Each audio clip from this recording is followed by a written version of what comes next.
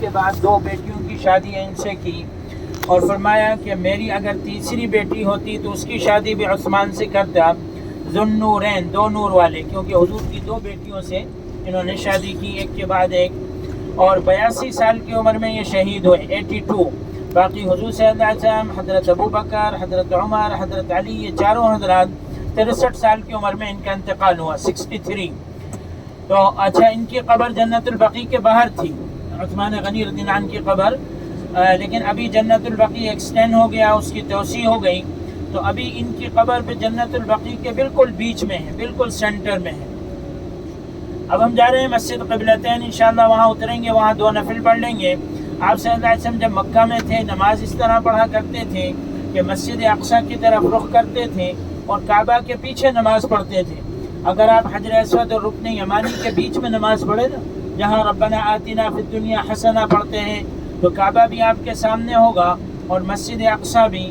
لیکن جب آپ صلی اللہ علیہ وسلم مدینہ تشریف لائے تو مدینہ یہ بالکل بیچ میں ہے، سینٹر میں، مسجد اقصیٰ نارتھ میں ہے، شمال میں، مسجد حرام ساؤتھ میں، جنوب میں۔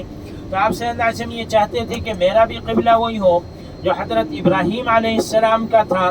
تو ہجرت کے 17 مہینے کے بعد حضور صلی اللہ علیہ وسلم ظہر کی نماز مسجد قبلتین میں پڑھا رہے تھے، تو نماز میں ہی وحی نازل ہوئی، فَوَلِّ وَجْهَكَ شَطْرَ الْمَسْجِدِ الْحَرَامِ، کہ آپ اپنا رخ مسجد حرام کی طرف پھیر لیں۔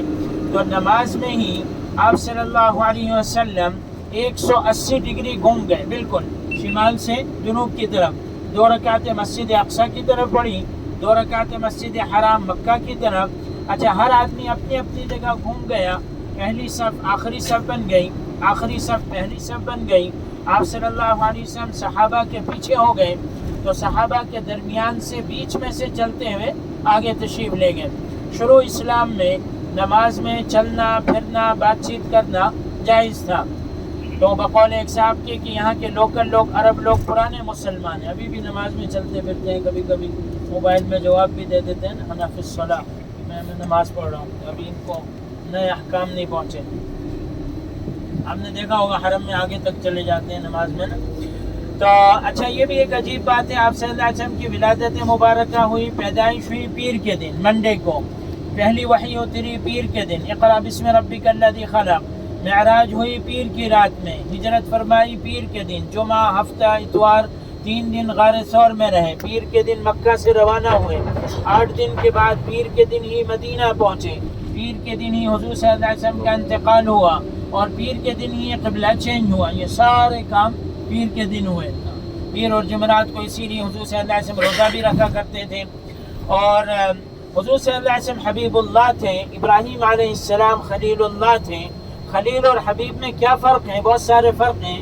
سب سے بڑا فرق یہ ہے، خلیل وہ کرتا ہے جو اللہ چاہتا ہے، خلیل وہ کرتا ہے جو اللہ چاہتا ہے، اور حبیب اللہ وہ کرتا ہے جو حبیب چاہتا ہے۔ آپ سمجھیں، حبیب اللہ وہ کرتا ہے جو حبیب چاہتا ہے۔ اللہ تعالیٰ نے قرآن میں فرمایا فَلَنُوَلِّيَنَّكَ قِبْلَةً تَرْضَاهَا، کہ ہم آپ کا قبلہ وہ بنا دیتے ہیں جو آپ چاہتے ہیں۔ دوسرا فرق کیا ہے خلیل اور حبیب میں؟